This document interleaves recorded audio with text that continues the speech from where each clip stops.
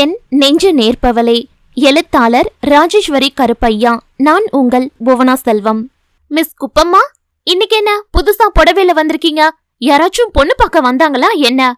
சொல்லென மூண்ட கோவத்திலும் எதுவும் பேசாமல் அமைதியாய் இருந்தாள். என்ன எதுவும் பேச மாட்டேங்கிறீங்க? ஏன் அந்த மாப்பிள்ளைய பிடிக்கலையா?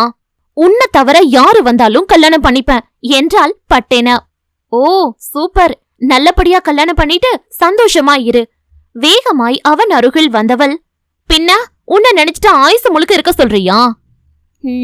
இதுதான், இந்த நிலை இல்லாததுதான் அந்த வயசுல வர லவ் எல்லாமே. பாரு எவ்வளவு சீக்கிரம் என்ன மறக்க வச்சிருச்சுன்னு.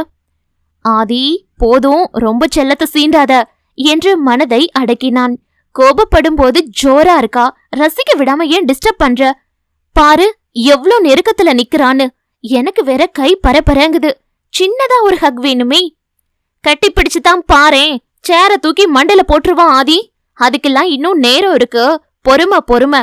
இப்படி தனக்குள்ளாய் பேசிக் கொண்டிருக்க வெளியில் மட்டும் விரைப்பாய் கோபமாய் முகத்தை வைத்திருந்தான்.